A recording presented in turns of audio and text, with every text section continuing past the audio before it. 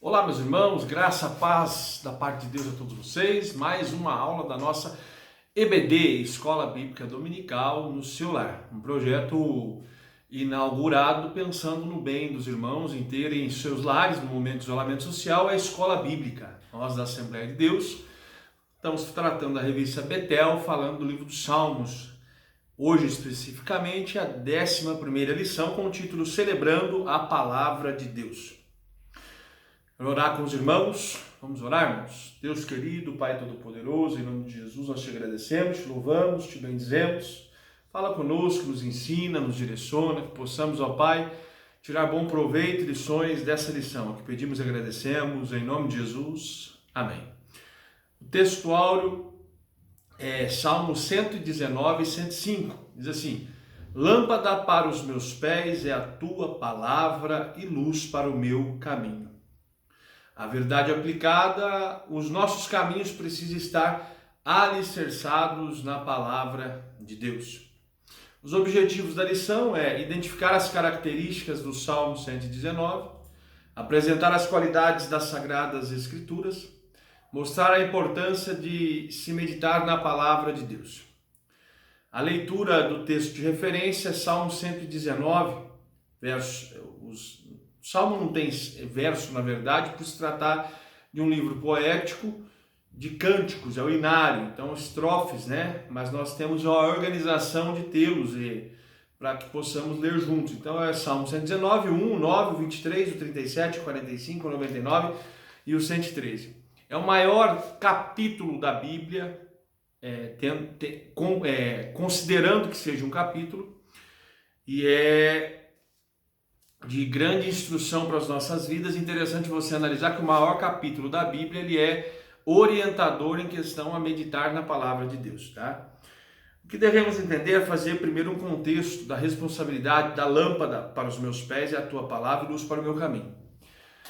Devemos lembrar que Lucas 15 ele conta a parábola das ovelhas, da dracma e do filho pródigo. Especificamente das dracmas, diz que uma mulher tinha 10 dracmas e perdeu uma.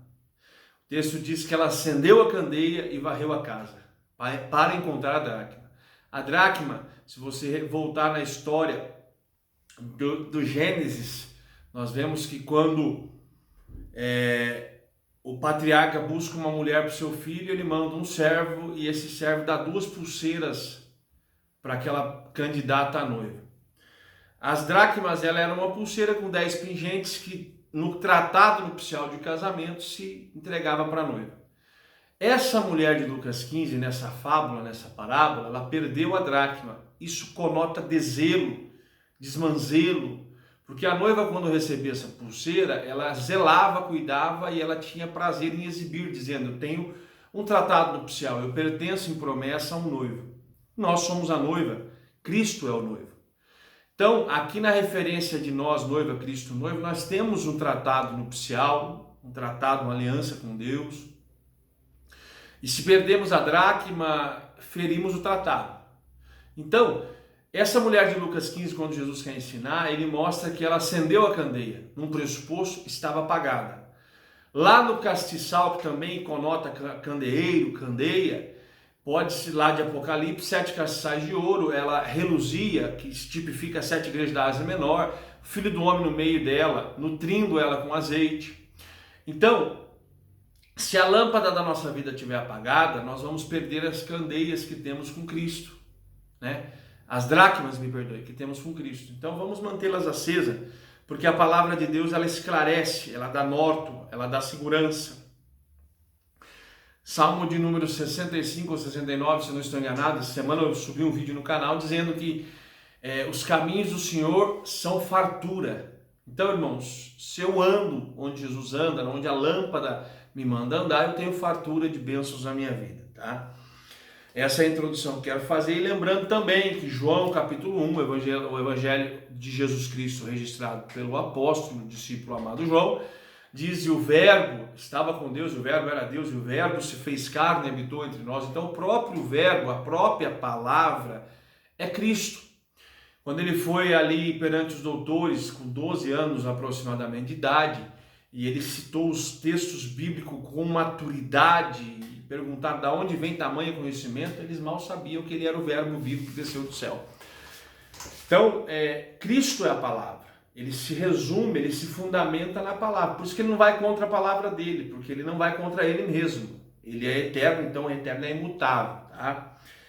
O salmo sobre a palavra de Deus. O maior salmo, ele é referente à palavra de Deus. O salmo de número 1 nos remete a obedecer, a estar com Deus, a obedecer a palavra. O salmo, o último salmo dos salmos, ele nos ensina a louvar.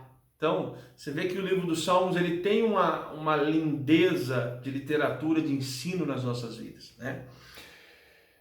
O salmo acróstico. Então, ele é acróstico na modalidade abecedário. O salmista organiza 22 estrofes dividindo em conformidade com as letras do alfabeto hebraico. Aquele que põe uma letra e forma uma palavra, e tudo tem um significado. Esse é o acróstico, né? O autor tinha um tema que enchia a alma tão grandioso com a própria vida, que abrangia o comprimento, a largura, a profundidade, no andar das pessoas com Deus. Então, quando eu ando na lei, na palavra, lá a lâmpada dos meus caminhos é a palavra, eu estou andando com Deus. Então, você deve, irmão, viver a palavra. Uma coisa é ouvir e deixá-la sair da sua cabeça. O que mais me assusta é que os irmãos vão aos cultos e chega na terça-feira, você pergunta, você lembra o que foi pregado no culto de domingo? A pessoa não lembra. Né? Eu como pregador, expoente da palavra, eu costumo chegar no culto antes do começo, mesmo nas agendas que prego, eu prego muito, agora em tempo de pandemia está meio parado, mas graças a Deus, nosso chamado, Deus tem nos vocacionado, vamos em muitos lugares pregar. Eu chego no início, antes do início, eu gosto de ouvir a oração, orar junto, eu gosto de ouvir a palavra oficial, e muitas pessoas durante o culto não sabem o que foi lido na palavra oficial, e aí o Espírito Santo testifica nas oportunidades, testifica na pregação, e a pessoa perdeu essa magnitude que é Deus se revelando do início ao fim dos cultos. Então a palavra é o que há de mais importante na nossa vida. O autor aqui era um israelita apaixonado, né? Provavelmente os eruditos delegam este salmo a Esdras, né? Pode ter sido escrito por ele quando o templo foi reconstruído, ele traz aquele ensino, aquela convite, aquela chamado, aquela convocação do povo se relacionar com a lei, né? Aí o tópico 1 e 2, a lei é o testemunho, a palavra lei é Torá, é o primeiro termo utilizado pelo salmista para designar a palavra de Deus, que andam na lei do Senhor. Então nós devemos andar na palavra, viver a palavra, e estaremos guardados em relação a viver essas palavras. Estamos zelando as dracmas do tratado nupcial. Então, e há outro costume judeu, na cultura, que é lindo isso. Tratava-se o tratado nupcial, as famílias combinavam os dotes, cada um ia para o seu lar, e o noivo não via a noiva por um período, ele mandava um amigo, um parente, levar presentes, saber como a noiva estava, e sabendo dessa característica da pulseira com as dracmas, que ela é como se fosse uma aliança para nós brasileiros, quando você olha no dedo de uma moça e reluz, ou de um moço e reluz o ouro, você sabe, esse está prometido de um casamento na mão direita, né? Na esquerda já está casado. Então essa pulseira, ela revelava isso, está prometido por um casamento.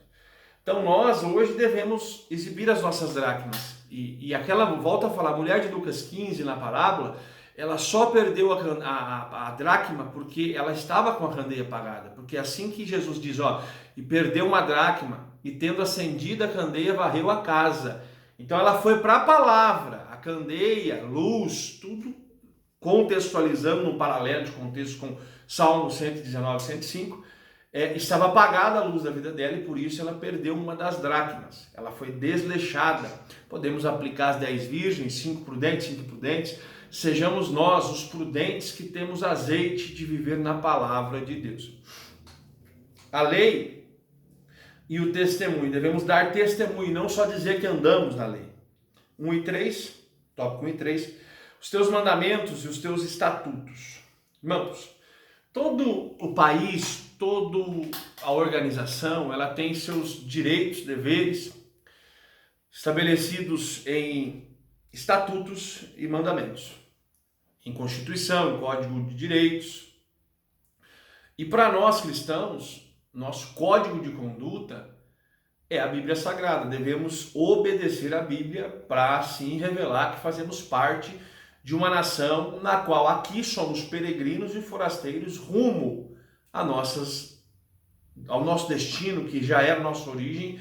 Quando fomos criados à imagem e semelhança de Deus, temos origem do céu, porque somos uma dicotomia corpo, alma e espírito, e no sopro que Deus nos deu de vida, nós temos, permita-se, entre aspas dizer, o DNA celestial. Já somos de origem de lá e Deus quer nos levar para lá, para passear na sua presença, no jardim da tua presença, como era no Éden. A única coisa que nos faz impedimento de andar no jardim de Deus é a perca da inocência de dizer para Deus que somos filhos obedientes.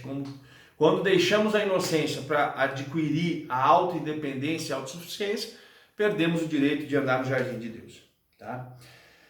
Aí depois, o que eu ensinei? O Salmo 119 nos ajuda a compreender os efeitos da palavra de Deus na vida do homem. É sempre bom, irmãos. A lei é resumida na vontade de Deus. E Romanos diz, a vontade de Deus é boa, perfeita e agradável.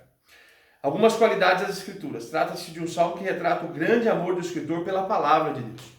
Imagine Esdras, irmãos, agora voltando, reconstruindo o templo, e ele sendo aquele que canta, vindo embora, no repatriamento. Isso é uma tipologia linda, porque nós estamos aqui, devemos amar a palavra, porque estamos caminhando, peregrinando como forasteiros ao repatriamento eterno com Cristo. Então, sejamos nós aqueles amantes da palavra de Deus. Tá?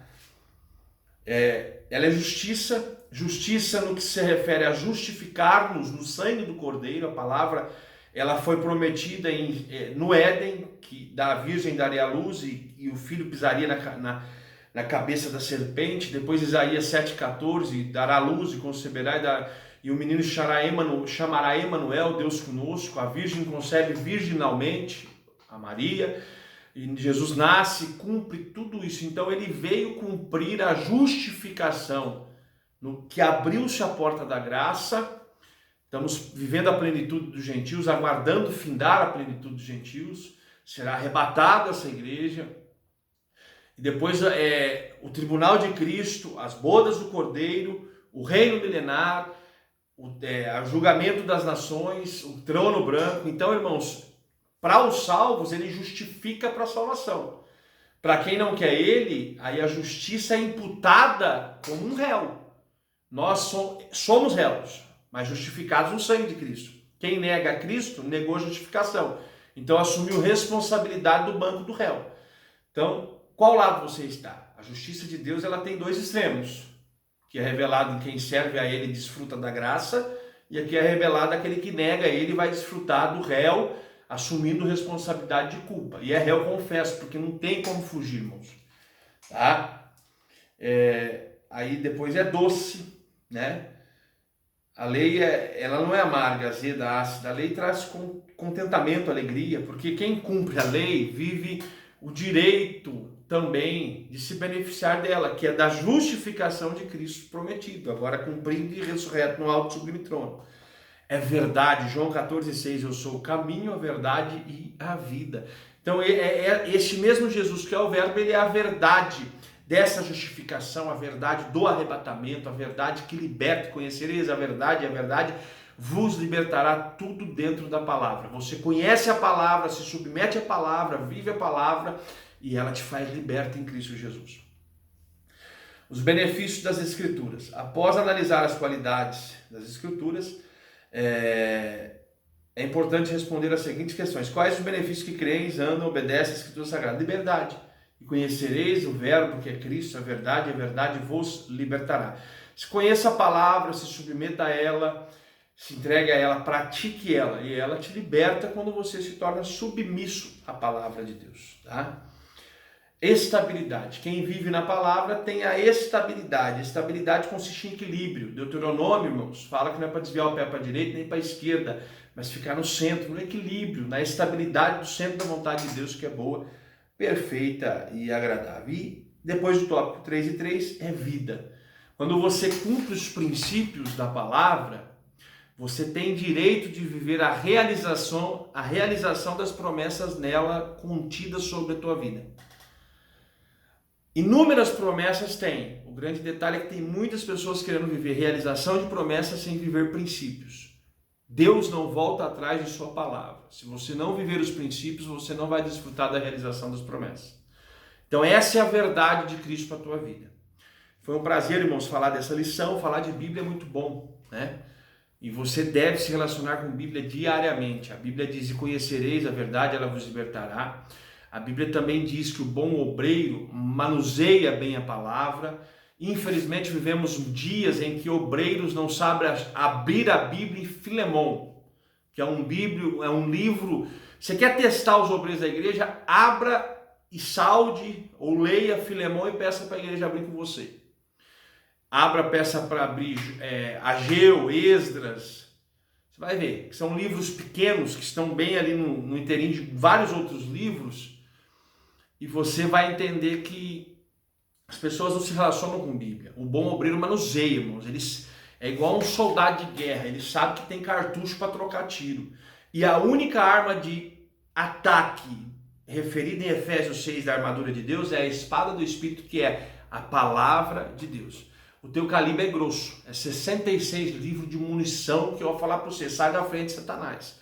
Só que o crente não se beneficia, não se prevalece disso, por ficar distante da Bíblia. O crente só, na maioria, não estou generalizando, tem as exceções, eu sou uma delas, eu me relaciono com a Bíblia todos os dias. Foi uma decisão que eu tomei há mais de 7 anos. Há mais de 8 anos, eu leio a Bíblia todos os dias, 5 capítulos, meditado, estudado todos os dias da minha vida.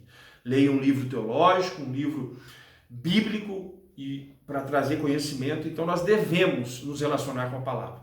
Quer ter libertação da palavra que liberta? Viva e se relacione com ela. Ela tem que ser sua parceira. Ela tem que ser o livro que você leva para a cabeceira, vai viajar, leva, vai para casa do parente, leva e tem prazer. O meu devocional é tomar uma xícara de café de manhã, mas antes abrir a palavra e ser alimentado pelas instruções dela contida. Essa lição de hoje, irmãos, que Deus em Cristo te abençoe, e até a próxima lição. Foi um prazer estar com os irmãos.